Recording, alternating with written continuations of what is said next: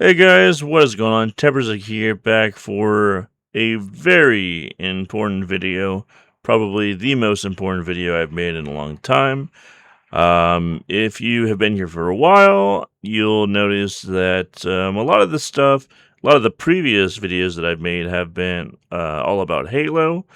Recently, I've decided to, kind of dive into single player games all around the board and kind of get away from Halo and all that until the next one comes out. Having said that, this video is coming out after I've uploaded my first playthrough of the revamped, remake, whatever you want to call it, Halo Combat Evolved. And I'm sure I had a lot of fun with that. Kind of funny because I'm recording this video before I do that. Just because I gotta get out of the way, man. I gotta get out of the way. I've got to beat the dead horse once again. You know me. Uh, I've done it once. I've done it again. Hopefully, this is the last time. But there's a big reason, a big reason why, and I'm gonna get into it. So, I usually don't make videos like this. I am kind of going to be reading from a script here. I'm going to be throwing in some tidbits here and there.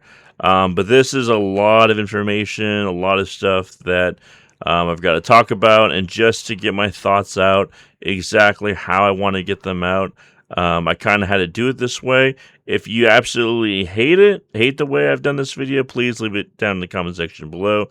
And I'll never do a video like this again. But just I gotta vent. I gotta use this channel once again as my psychiatrist, whatever you want to call it, my shrink. But yeah, I'm just gonna be talking about the main point of this video is going to be coming this December. And I'm gonna get into it. But having said that, I hope you'll stick with me. I got a little video playing in the background here of OG Halo 1, of just some scenery to look at, just so you're not looking at a blank screen or anything like that. But I'm gonna get into it here.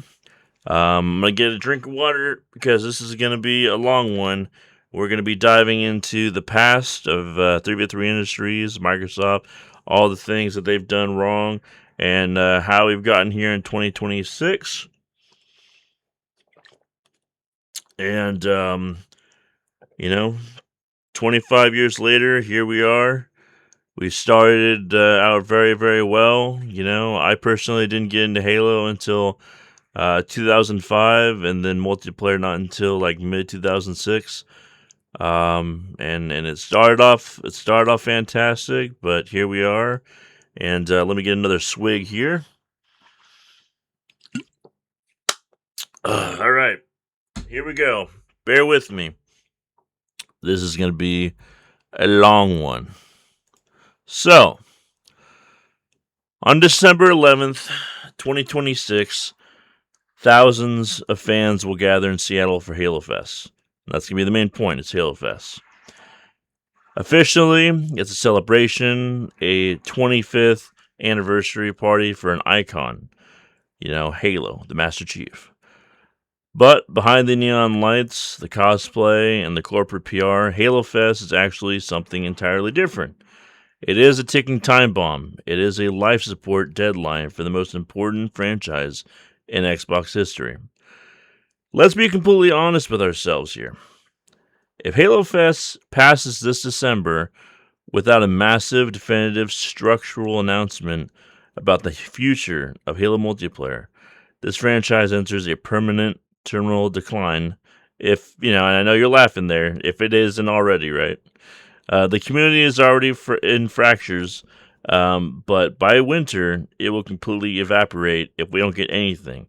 If Pierre, who is the new head of Halo Studios, if he doesn't go on stage and at least talk about what his plans are, give us something, then we are absolutely screwed.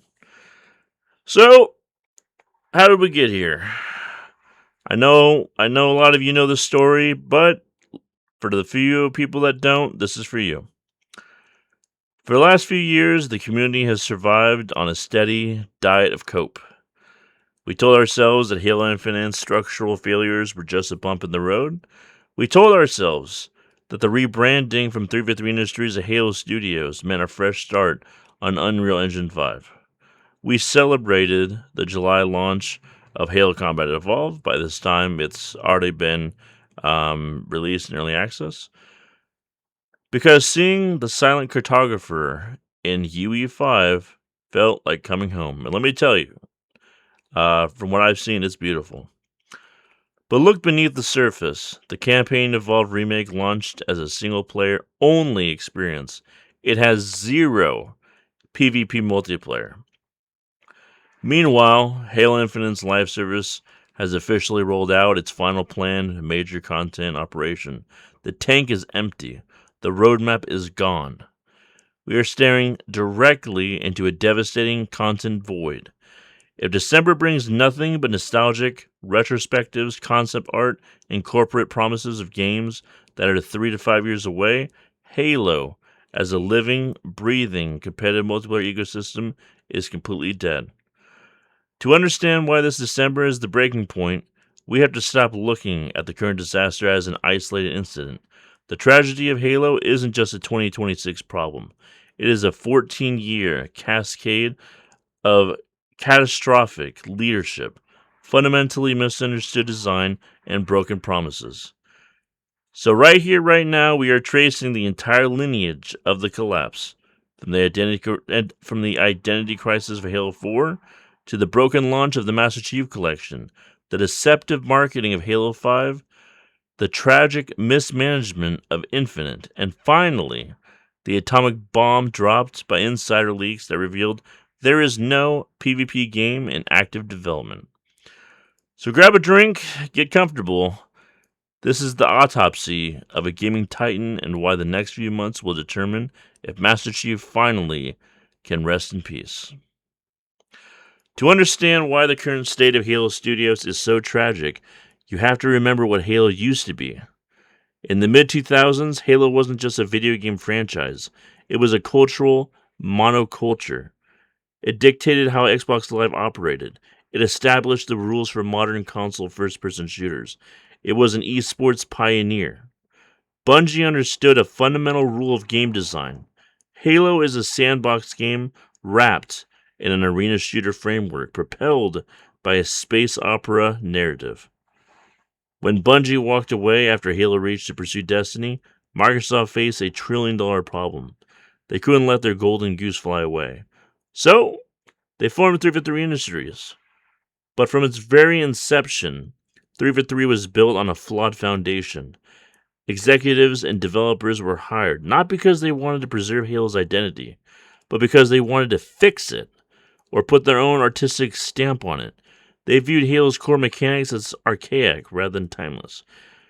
And what's the old saying? If it isn't broken, don't fix it. It's as simple as that. So, when Halo 4 launched in 2012, we had that, for all you competitive Halo fans out there, we know that MLG parted ways with Halo Reach about halfway into its competitive cycle. Now, of course, 343 started off great. They gave us that title update. They gave us Zero Bloom, no sprint in multiplayer Halo Reach, and it was absolutely fantastic. And then Major League Gaming came back, gave Halo 4 a shot for the 2012 fall event, and it just wasn't good enough. But Halo 4, it was a technical marvel for the Xbox 360. The campaign was visually stunning, but the multiplayer committed the cardinal sin of game design. It chased trends instead of setting them. It had no ranking system at launch. Yes, I know you could go onto that third-party website and you could check your rank and all that stuff, and it was actually pretty good. But if we're going to, make excuses like that, then don't be surprised if the next Halo game, you're not going to be able to look at any kind of statistics whatsoever, and you're going to have to go on 20 different websites just to figure out what your KD is. So at the time, Call of Duty Modern Warfare 3 and Black Ops were dominating the industry. Instead of standing firm on Halo's identity as an equal starts arena shooter where map control dictates victory, 343 panicked. They introduced custom loadouts. They introduced armor abilities as selectable spawn perks. They introduced personal ordnance drops, which were quite literally just kill streaks. If you wanted a sniper rifle in classic Halo, you had to fight the enemy team for map control at the countdown timer. In Halo 4, you got a sniper rifle because you got a few kills and pressed a button on your D-pad. It completely broke the competitive loop. It alienated the hardcore community. The population drop-off was immediate and brutal. Within a year, Halo 4 lost the vast majority of its active player base. It was the first structural crack in the foundation. And before I go any further, yes, I know, from a financial point, every single Halo game that 343 released has been successful from a money perspective. I get that. But, day one, let's say you get 1 trillion people on your game, and day 2, everybody leaves. Ooh, wow, everybody paid, so you made all this money. What do we really count as successful for a multiplayer video game? Just because they made all this money, does that mean that, it was successful, or did they mean that they took advantage of the name Halo and they kind of scammed people? Just a little something to think about. Because I know there's a lot of people out there who will, back the victory up saying, oh, look at all the money it made. If Halo 4 alienated the community mechanically, Halo the Master Chief Collection in 2014 destroyed the community's trust logistically. And I just want to throw in there, I took a week off vacation for MCC. I'm sure a lot of people did. On paper, MCC was the greatest fan service project ever conceived. 4 legendary games running at 1080p, 60 frames per second, unified under a single matchmaking ecosystem. It should have been a slam dunk. It should have solidified Xbox One's dominance during a rough console launch window, especially with how many developers and how many different companies were working on it. And from a lot of people, 343 Industries, they were just the supervisor. So they were there to make sure that it was a slam dunk, but they failed. Instead, it was one of the most historically disastrous launches in the history of interactive entertainment. The game simply did not work. For months, it was impossible to find a match. The netcode was fundamentally broken.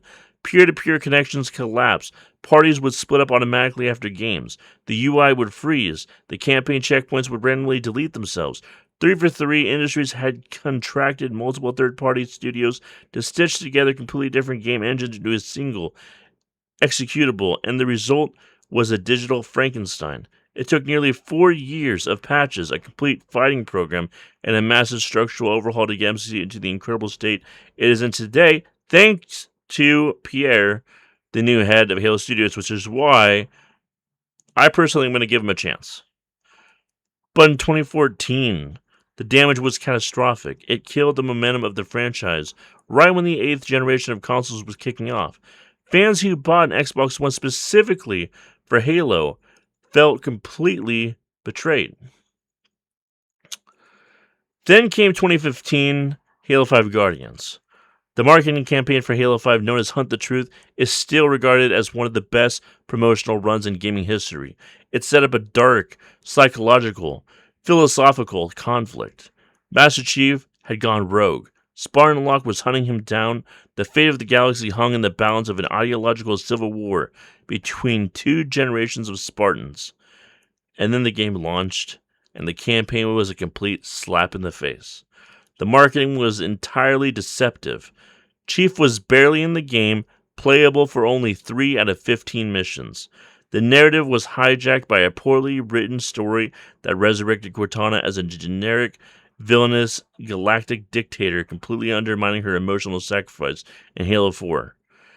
And let's not even talk about the horrible, probably the worst cutscene in video game history with Master Chief versus Spartan Locke, where a Spartan 2 was supposed to absolutely obliterate a Spartan 4, and it was just embarrassing.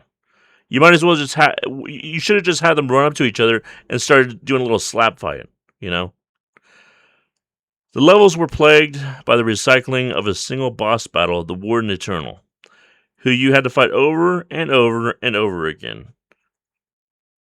On the multiplayer side, 3-3 pivoted again. They removed loadouts, which was a step in the right direction, but they went all in on enhanced mobility, sprint, slide, clamber, thruster pack, Spartan charge, ground pound. It transformed Halo into an incredibly hyper-twitch, mechanically exhausting shooter. The maps had to be stretched out to accommodate the massive speed of the players, changing the fundamental cadence of map control. And let's not even talk about the laziness when 3v3 would release new maps. They would just flip them upside down and call them new maps. Truth, flip it upside down and call it regret. And then we had Plaza, flip it upside down and call it overgrowth. You know, it was ridiculous. And then we had, what was another one? We had Torque, flip it upside down and call it stasis. Worse yet, Halo 5 launched without Forge, without Big Team Battle, without Infection, and without a traditional social playlist structure. They stripped the launch version of the game bare to push players into Warzone. Now, personally, I love Warzone. It was fantastic. But I gotta call it what it is. It was a mode built entirely around a predatory, pay-to-win red card loot box system. 3v3 has successfully commercialized the sandbox, but at the cost of Halo's soul. By 2018, the message from the community was loud, clear, and undeniable. Go back to basics. And for a moment, it looked like 3v3 Industries had finally listened. They announced Halo Infinite. They showed off the Slipspace engine, which was a brand new, proprietary tool built from the ground up to power the next 10 years of Halo. They brought back the iconic, chunky, vibrant art direction of the original trilogy, designed by Marcus Leto. They promised a spiritual reboot. The hype was unimaginable. Halo Infinite was positioned as the ultimate launch title for the Xbox Series X, the savior of the brand.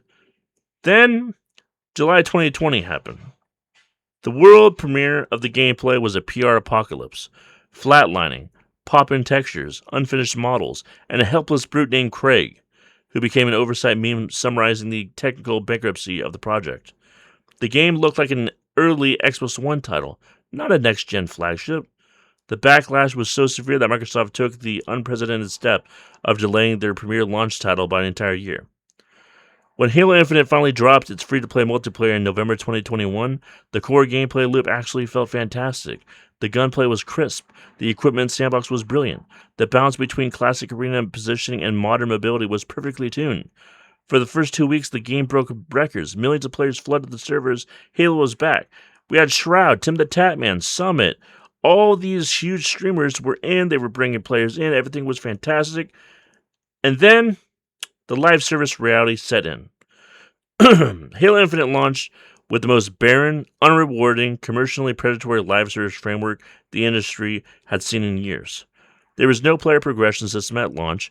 You could play 50 matches, drop 50 kills in a game, and get exactly 0 experience points if you didn't complete specific, highly annoying challenges like get 5 kills with the pulse carbine. The armor customization system, the little bedrock of Halo's community identity since Halo 3, was completely monetized through armor cores. If you bought a color or a visor piece, it was locked to a single armor set, and you had to pay money for the color blue. It was ridiculous. But the real killer wasn't the store, it was the lack of content. For an entire year, a modern live service shooter received almost no new maps, no new weapons, and no major feature updates. Forge mode was delayed. Co-op campaign was delayed. Then the split-screen local co-op was flat-out canceled after they promised it would be there. Desynchronization, a fundamental netcode flaw where what you saw on your screen didn't match what was happening on the server, plagued the game for literal years. And let's not even mention the fact that so many people on PC couldn't even play the game. There were so many people that just went back to Xbox just so they could get into the game. And even now, when you boot up Halo Infinite, it takes you 3 or 4 times longer than it takes someone on Xbox to get into it because you have to load the shaders. By the time 3v3 Industries finally fixed the game, introduced a robust Forge mode, added a career rank, and fixed the netcode, the player base had already moved on. Oh, I didn't even mention the cheaters, you know. The fire had burned out. The management of 3v3 Industries had taken a gold mine of goodwill and let it turn to ash because their internal development tools were broken. Their leadership was directionless, and their reliance on short-term contract workers meant that the people who built the game would let go right when the game needed maintenance. So basically what would happen is they would hire someone, and after maybe a year, they would let them go because they didn't want to vet them. They didn't want them to gain all the perks that you would get, for retirement, for all that good stuff, you know. So they would use short-term contract workers, and the issue with that is they would spend all that time learning how to use the slipspace engine, and by the time they learn how to use it, oh yeah, your contract's up by, and they would bring somebody new in, and it's like it's insanity. It's doing the same thing over and over again, expecting different results. It was like banging your head against a brick wall and expecting your skull not to shatter, you know? Which is why it's a good thing that they switched to Unreal Engine 5, because now, if they do the same system, at least there's a good chance by the people that they hire are going to already kind of know how to use Unreal Engine 5, so, it's going to speed up the process. So that's the silver lining here. So, all this brings us to the present day, to mid-2026. For the past year, the community has been told that a grand structural reset was underway. Also, I want to note that the video might end before I get done with this. Hopefully, I can get done within an hour. 33 Industries was rebranded to Halo Studios. They held an elaborate presentation showing off Project Foundry, demonstrating how they were ditching the broken, inefficient slipspace engine to rebuild the entire future of Halo on Unreal Engine 5. They promised that this shift would allow them to create games faster, hire talent easier, and deliver the experiences fans deserved. We all assumed that meant multiple teams were firing on all cylinders. We thought one team was building the next mainline competitive multiplayer game, another was working on a campaign, and third-party partners were building spin-offs, like ODST 2, which a lot of people want, myself included. Then, the ultimate reality check dropped. Prominent community insider and investigative reporter Mr. Rebs broke a massive story, corroborated by major publications like Metro UK, that completely pulled back the curtain on Halo Studios, and the reality is far more terrifying than anyone realized. According to these leaks, there is currently no new mainline Halo PvP multiplayer game in active production. Let me just say that again. There is no Halo PvP multiplayer game being worked on right now. However, before I get into this, I do want to say, I just saw an interview the other day with Pierre, the head of Halo Studios, and he let something slip. He was asked a question saying, where the person interviewing him was asking him, what are we looking at within the next couple of years of a Halo PvP game? And he said, why not within the next 5 months? What's in 5 months? Halo Fest. So I'm just going to leave that there. Take it for a grain of salt. For years, we heard rumors about massive genre-defining projects that were supposed to save the franchise. Let's look at the casualty list of those rumored games, all of which are now officially non-existent or dead. First up is Project Eker or Tatanka.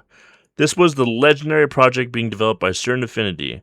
For nearly 3 years, it was described as a massive Battle Royale extraction or Warzone hybrid shooter that would seamlessly onboard millions of modern Battle Royale fans to the Halo ecosystem.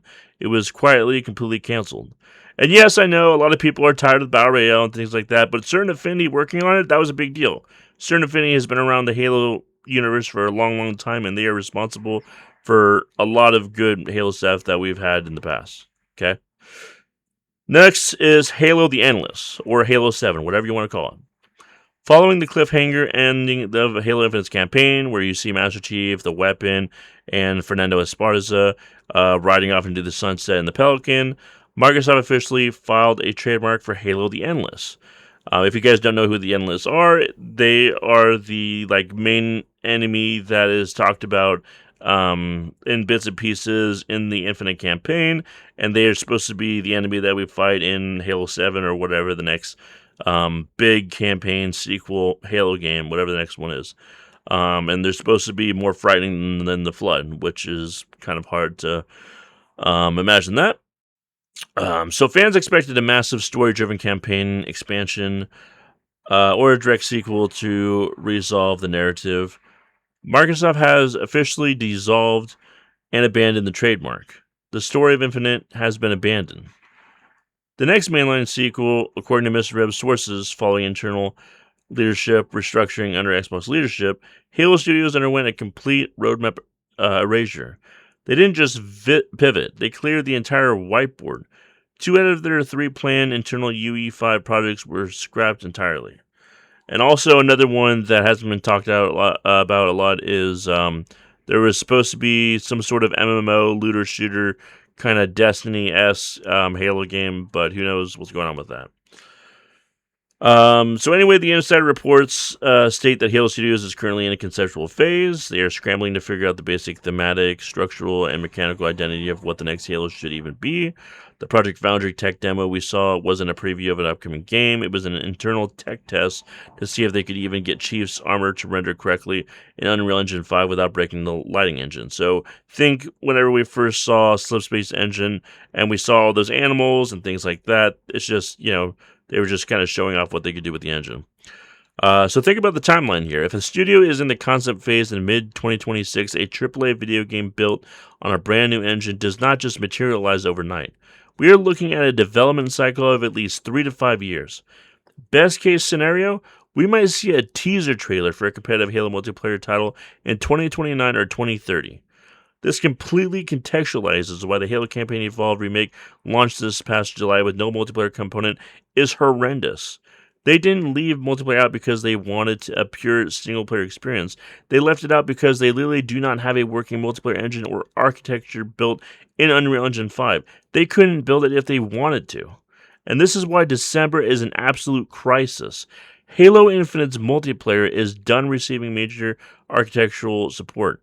The Campaign Evolved remake is a finite single-player experience you beat in a weekend. There's absolutely nothing left in the pipeline to keep the competitive community engaged. At least we have, 10,000 people playing MCC compared to the 2,000 on Infinite? If we're looking at Steam numbers, I guess that's something.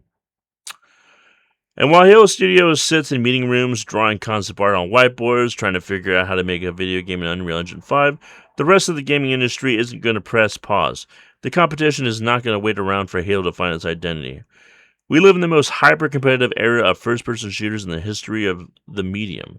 The live service market is a brutal, zero-sum game of player retention and cultural mindshare. Every hour a player spends in your game is an hour they aren't spending elsewhere, and right now, Halo is giving players 0 reasons to stay. Look at Call of Duty. Yes, I know Black Ops 7 was a dumpster fire, garbage can pile of trash. However, it still has a lot of players.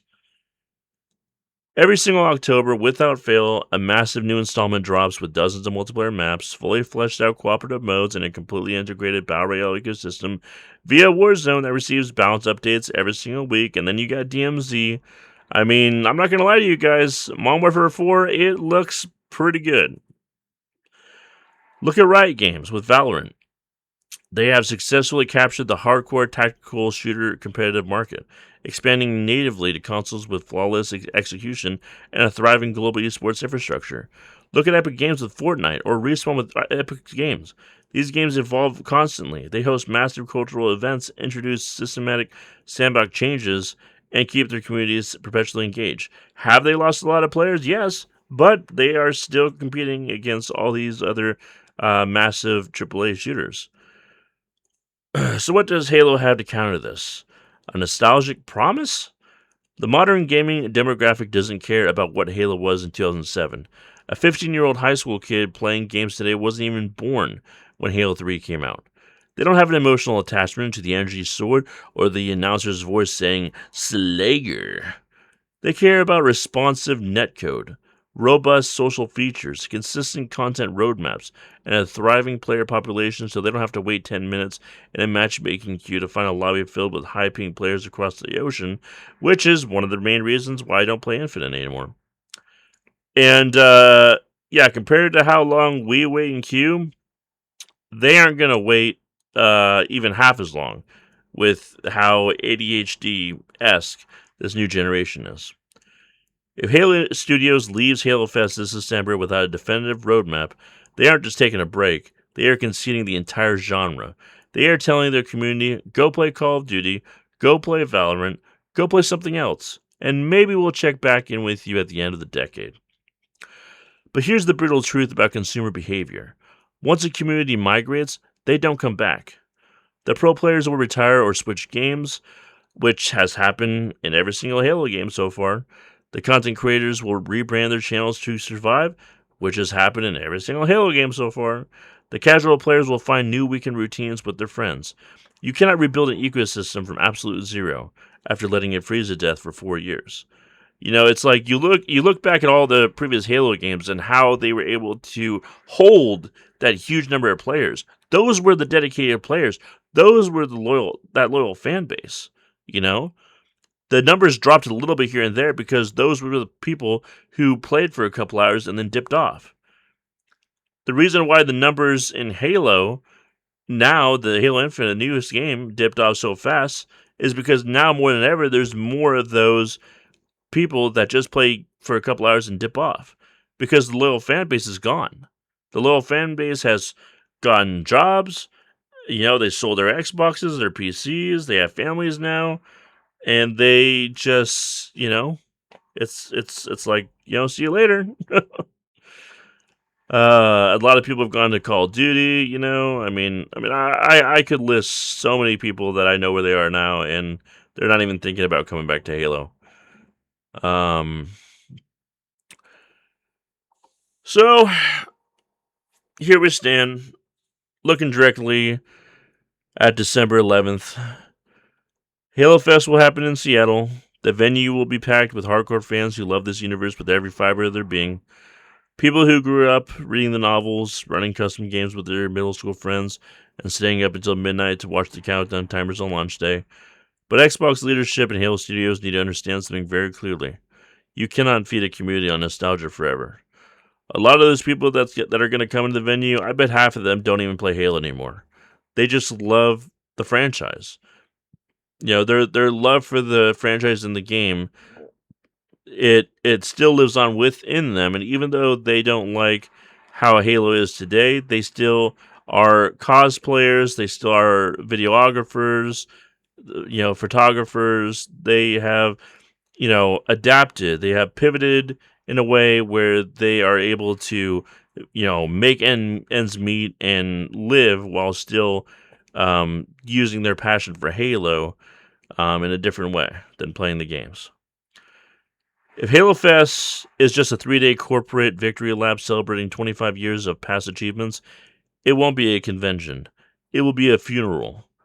It will be the official wrap party for a franchise that forgot how to lead, forgot how to innovate, and forgot how to build a working video game. They need a miracle this December. They don't just need to show us a cinematic trailer of Master Chief looking at a horizon like Halo Infinite. They need to show us functional, playable PvP architecture, even if it's just for 15 seconds. They need to show us a definitive, rock-solid timeline of how they are going to bridge the terrifying content gap between now and the end of the 2020s. They need to prove that Halo Studios is a functional game development house and not just a licensing brand managing a dying icon. The stakes have never been higher, the timeline has never been shorter, the competition has never been more ruthless. December is a line in the sand. If nothing gets announced, the fight is officially over. And those are my thoughts on it all, y'all. I hope you enjoyed this long video. Let's see where we're at here. We are at half an hour. Okay, that's not as bad as I thought it was going to be. But what do you guys think? Am I being too negative? There's a lot of stuff I left out.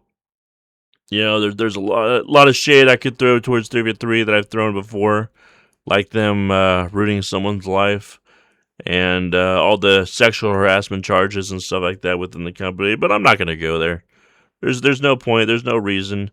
Halo Studios, as much as everyone wants to say that it's still 3v3, it's not. It's a new company. It's Halo Studios. All the bad people are pretty much gone for the most part. Pierre is leading it now. I've watched a couple interviews of him. He seems like a chill dude, and I'm willing to give him a chance to do something, We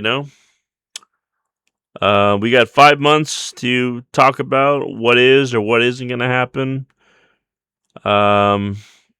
if I was a gambling man, I think something is gonna get announced this December. I hope it's not just Halo another remake, Halo 2 remake, because it's pretty much been confirmed at this point that Halo 2 remake and 3 remake are gonna happen. But yeah, it's a bummer that we didn't get PvP with this Halo 1 remake. I'm still gonna play the crap out of it. I'm gonna do a regular playthrough with me tuning the settings to as close as I can get it to how it was in 2001, and then I'm gonna do another playthrough seeing how sprint works in the game, and then I'm gonna do another playthrough in third person because there's a skull that will make it to where you're in third person, which sounds kind of fun. And then I'm going to go achievement hunting and get all the skulls and all that. And yeah, who knows how long that's going to take me. But anyways, guys, hope you all enjoy Halo.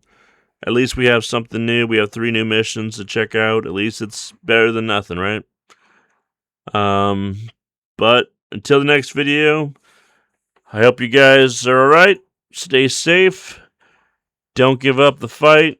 Keep believing that Halo will come back on top one of these days. One of these days they have to get it right, Hopefully it's before I'm dead. I'm not that old yet, but yeah, man, it's kind of a trip to know that there's people who are adults now that they don't know what Halo was like in the mid 2000s. So that's crazy to think about. But yeah, I'll catch you guys later, and be on the lookout for more game review showcases coming soon. Because even though Halo is on a sabbatical right now, we have a lot of awesome games coming out in the future. The near future, especially in September. All right, y'all. I'll catch you later.